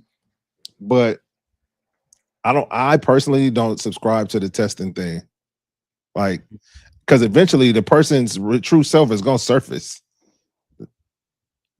I feel like you're paying attention. Booyah. So Niall said the advice I would give them is to tell them they have to choose somebody that they're so confident in terms of how much the person loves them and how strong relationship is, that insecurities don't even come across their mind. Those kind of things are not an issue. I think that insecurity is not based on the other person. The insecurity is based on something I have inside myself. It's not based on Janae. Because if I have some type of insecurity about myself, I could be with Janae, I could be with Betty, I could be with Maria, I could be with whoever. That insecurity is going to still be within me. And Janae can't solve that or fix that. I have to fix or solve that. So it's interesting you said that, because I'm wondering, is there a role that our partner can play, though, that helps? Yes. So they may not be able to totally fix it themselves, but are they a piece to the puzzle? I feel like the right partner can definitely be a significant piece to the puzzle. For me, it was the suggestion of, have you ever considered therapy? I could only receive that from her. Yeah. And then the patience and the understanding and the, you know what I mean, the things that you get from your wife that you need, or your woman at the time that you need. Yeah. So for sure, I feel like your partner definitely can play a pivotal role, but it can't be, she can't take on all of the, you know, I can't just dump it all on her and say, okay, do this for me. Got you. On that note, check out the rest of her video. Go even deeper here. When you do that push and pull, right, as a test, what you're actually training him to do is believe that closeness will come with conflict. Yeah. You're also teaching him that effort will always lead to it never being good enough. So you're actually creating a quite passive, avoidant man eventually. He's going to start to detach, not instantly, but gradually. All right. And you're going to be like, oh, he changed. No, he didn't. No, he didn't. He didn't change. He adapted. He didn't stop loving you. He just got tired of trying to prove that he loves you. That's why there's now less emotion, less effort. It's like when your phone is on 1%, right? And you're trying to play games on your phone and you're trying to open up apps, and then you're shocked that it shut down on you. You drained the battery, sweetheart. You drained the relationship until there was nothing left to give. And I want to let you know that this stems from anxiety, constant fear, and constantly trying to control the outcome. If you do not feel secure with yourself, you're going to constantly need reassurance, and you're constantly going to create scenarios in your relationship for them to try to prove or give you that reassurance that you're looking for. That's a deep insecurity in you. And then when they're so drained in the relationship, you go and say, see, you never loved me. If you need to constantly test love, then you don't trust it. And if you don't trust it, then you're going to destroy the love you have, trying to confirm that it was breakable. Jesus. Damn. All right. Ooh. Yeah. That last part, I feel like she hit the nail on the head. That last couple sentences. So we got to learn to tell people it's not me you don't trust. You don't trust love. Sheesh, bro. So we'll have more from her next week. I already got another video in the queue ready for her next week. But on that note of trying to prove to someone that you love them, I've been there. Yeah. And I thought it was admirable. Mhm. And as I look back at our previous conversation about if a person needs an abundance of reassurance, why am I so willing to participate? Because if I can help you get healed, that reassures my confidence as a fixer or a provider. Come on, man. You know what I'm saying to you? So Yes. how Yes. healthy is the person that's willing to put down their life to help this person who's not their spouse through a situation that is really not surrounded around them? Jesus. You know what I'm saying to you? And I think that Yeah. I've been there, you know what I'm saying? Yeah. Captain save them or just try to fix them. My Yeah. willingness stems from a deficit within myself about who I believe that I am. And so that's something I had to address. It takes a lot of trusting God and trusting the people going through their process to step back and say they'll be okay without me. That's not for me. If I walk away from this because it's too much or not what I've been called to, that doesn't make me a failure or a bad man. And I didn't Yeah. always feel that way. I was going, man, you took the words out of my mouth. Like, sometime back then, it did feel like you failed. You know what I mean? I've been doing all these things. It starts to feel like I've been jumping through hoops, and I've used that exact verbiage before. I've been jumping through hoops. I've been doing everything she's asked me. And it don't feel like she appreciates it. It don't feel like I'm doing enough. And then you don't leave because you're trying to be the admirable guy. You're trying to be the stand-up guy. You're trying to be the savior. For sure. Because you want the glory. I feel like a part of that is that, but when you're and for me, I'm talking about my first marriage. Like there was, you know, so many signs to not be there, but you know what I mean. You're told, you know, when you get married, you're not supposed to divorce, and then you know what I mean. You replay. If I get divorced, then that means I was a bad husband. That means I didn't do everything that I possibly could. Yeah. You go through the whole rabbit hole, bro. And then you had a kid together. So then you don't want to, you know what I mean, damage that aspect of it. But the initial thing is, like she said, like the test and the hoops that you have these people jump through is not, they're not the issue. Love for you is the issue. And I think that I don't even know if I blame the people for it, because I don't even think that they know sometimes why they're doing it. And I think that sometimes we're just repeating what we've seen. Yeah. Without knowing, right? And I Yeah. think this goes both ways, right? Where was it at earlier? What up, Gina? She said, in the same way, when a man continues to accuse his woman, his woman, she is cheating. Deep insecurity, 1% battery. I think that when it comes to a person continually testing you to try to convince them of anything, and you guys are, you know, that's an issue. Yeah, it is, bro. But work with me on this though. Let's go. Because if I am constantly testing you so that you can convince me that something I believe isn't true, this goes back to our earlier conversation about how can I make someone feel something? Isn't that the same thing? Yeah. He makes me feel a certain way. She makes me feel a certain way. A lot of that sounds like the same situation. You're putting all this responsibility on this other person to change how you feel. It's your choice. Convince me to feel something different. And I think that that's where, if you're doing that, you got to recognize what you're doing to this person. Like, you have to take accountability for how you feel. And if that's being done to you, you got to recognize that it's not your responsibility 100% to change the way this person feels. Yes, your participation in their life impacts the environment that does inform their feeling. There it is. Yeah. But it's not 100% your responsibility. You can never 100% convince them if they're not willing to try to convince themselves. Yeah, man. All right, man. So it's 9:45. We got 15 minutes left. Let's go ahead and get into tonight's topic. Man, those videos were good. So this is from Mike's favorite celebrity. So we're gonna spend the last few minutes having a conversation. You ready, Michael? No. All right. You can love a person, miss a person so much, but still have the wisdom to know they're not your person and you're better off not together. That like opposite connection with everything, I think is really important to have that awareness in everything in life, relationships, material things, all of that. You need that one more time at the beginning? Sure. You can love a person, miss a person so much, but still have the wisdom to know they're not your person and you're. You think that's true?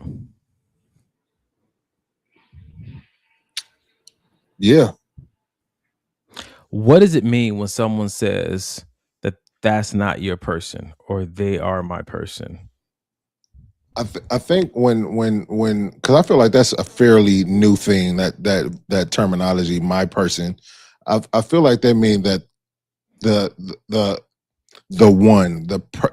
one person that I'm supposed to be with, the soulmate, that type of deal. So they are my person is a term of endearment indicating an incredibly deep, trusted, and unconditional bond with someone.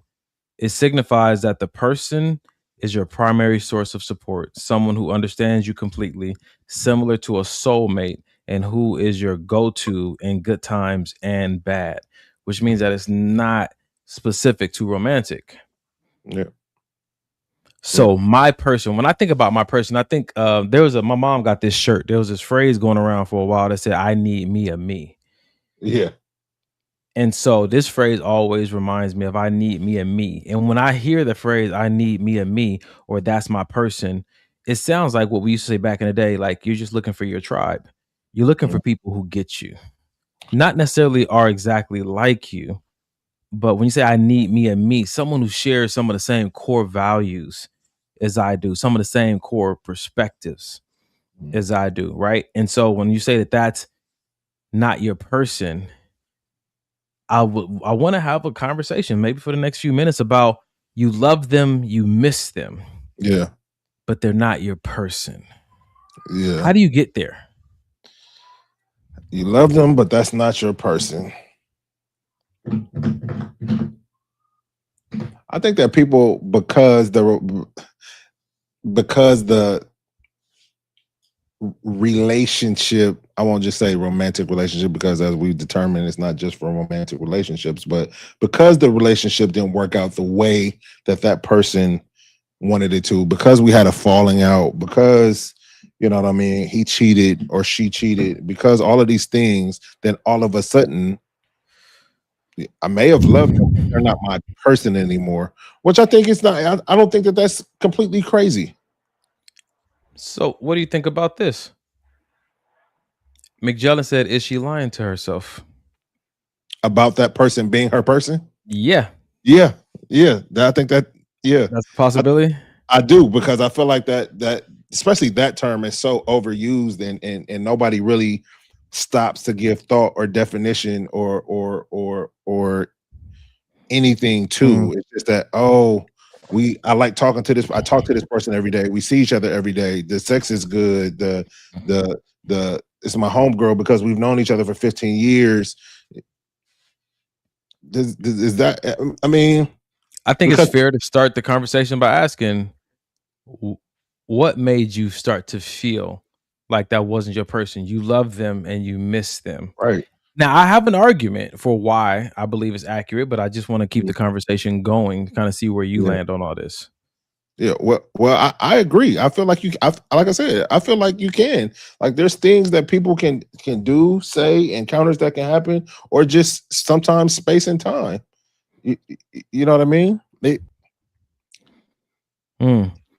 Timing? Definitely timing. Occupation?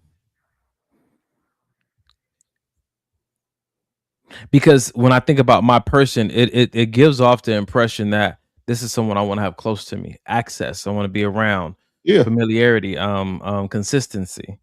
But Yes. because my requirement for either someone being in my close circle or me marrying someone is reliability, consistency, then maybe they can't be my person because of their occupation or because of their calling in life. They can't fill Mhm. the role, even though I love them and I miss them.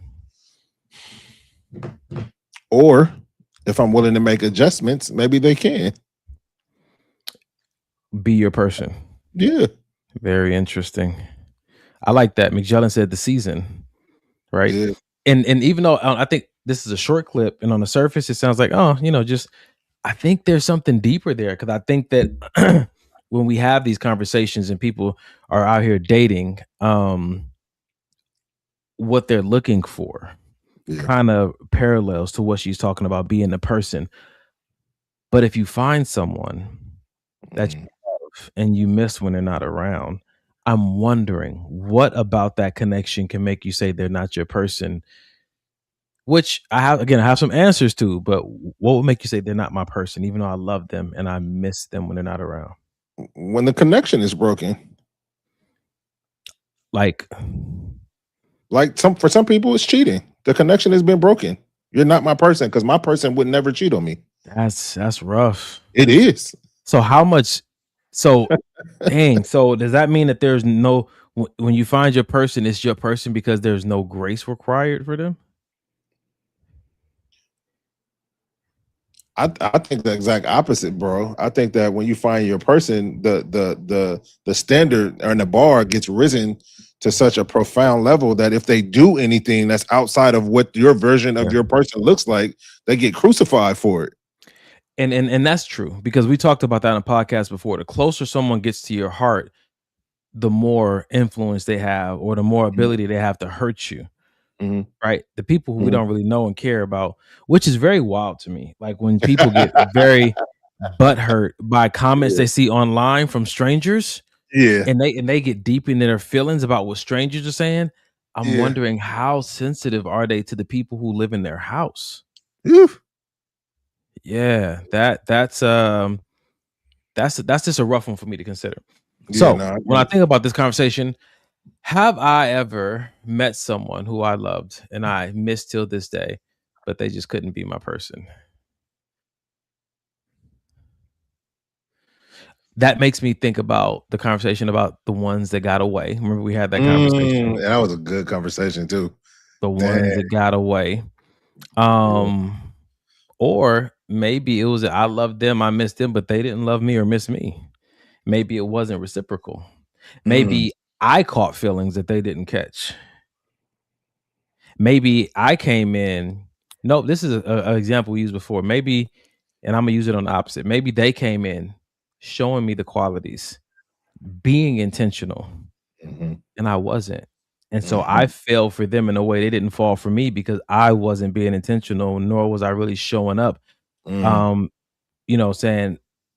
nor was I being present in the process. And I think that sometimes that is part of the situation that can cause you to be in a place where, like, that I wish that could have been my person, but because everybody has a choice to make on how they choose to use their energy and their effort. That's very interesting. All right. So what advice would you leave these people with, or insight would you leave these people with tonight when we say why we shouldn't marry one another, even if we love each other? Even if we love each other, why shouldn't we marry? I think because marriage has more to do. Marriage has more than just I love you and I love you too. I think marriage falls into destiny. Marriage falls into calling. Marriage falls into building something with that person. Marriage falls into family. It's so many other facets of marriage than just, oh, I love you. You know what I mean? And I feel like if all you have to go on is, I really love this person, I would probably suggest, what would I suggest? You know what really helps is premarital counseling. And I say that because sometimes they ask questions that maybe you never even thought to consider. Yeah.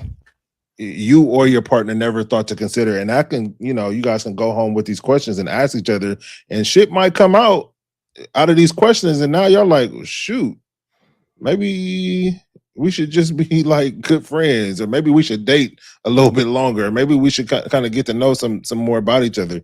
So that would be my suggestion, bro, is just get some more insight into if all we're basing it is on I love you too. I would say take time to explore the possibility that love doesn't always need to lead to marriage. Take time to understand that some people, loving them and not being in a partnership or a commitment to them is okay.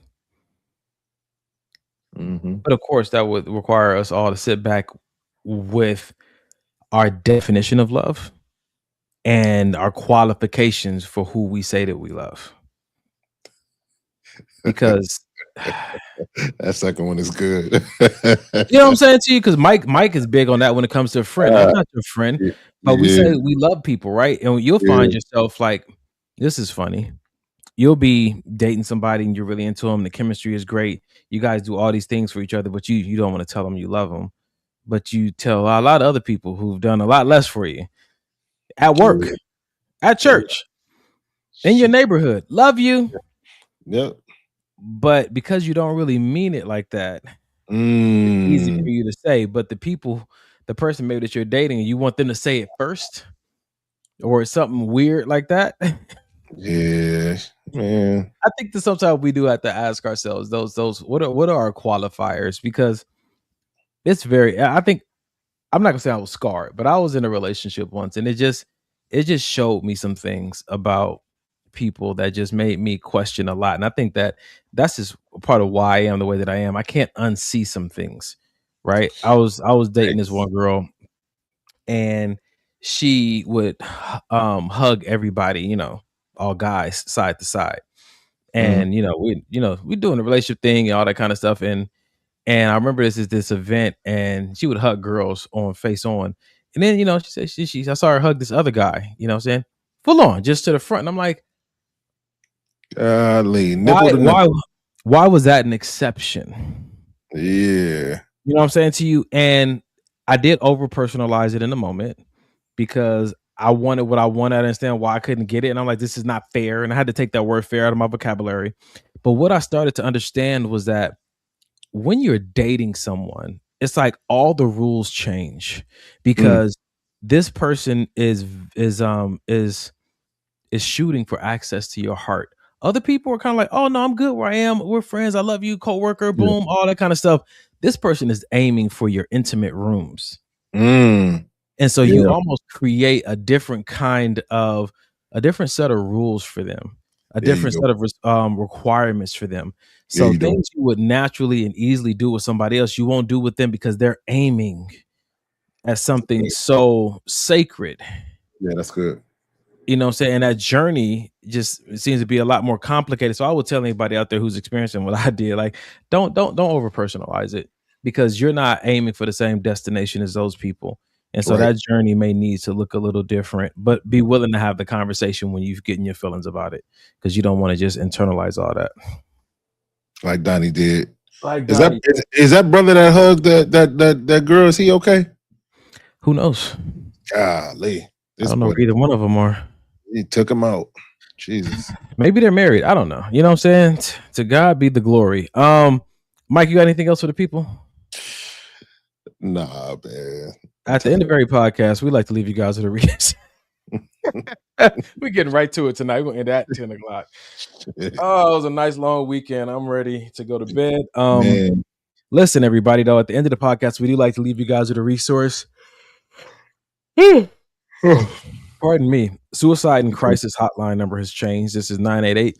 Again, when you read this, understand it's not just for people who have suicidal thoughts. It's for people who want to just grow or develop or feel like they just want to they need help or they want to talk to somebody. What I've learned recently that you can call this number and the people answer the phone. If you just want to vent for a little bit, they'll sit and let you vent.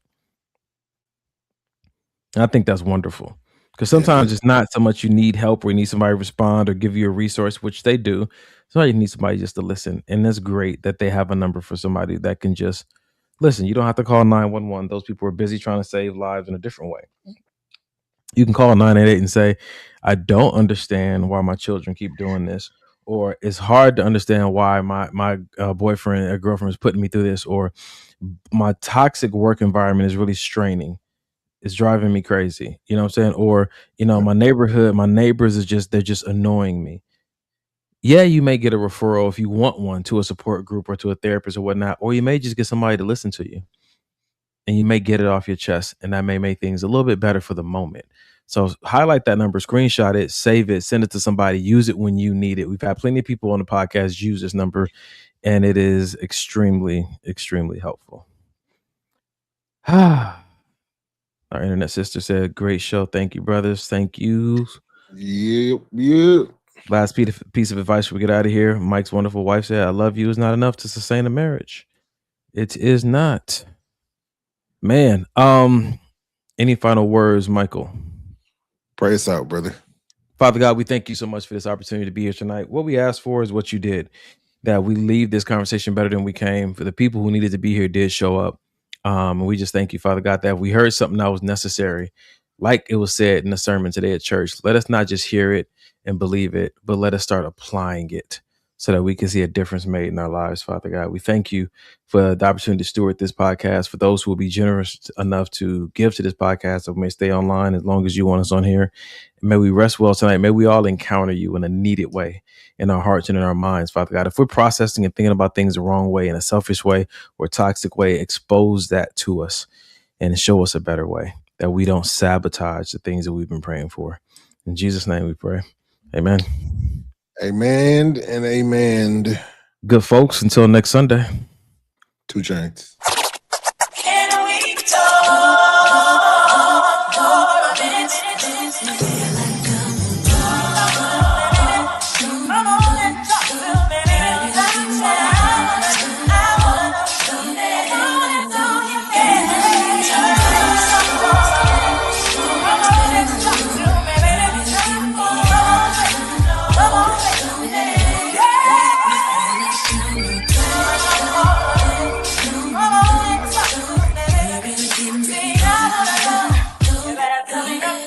Talk to me, I really wanna meet you, girl. I really wanna know your name. Maybe this will help.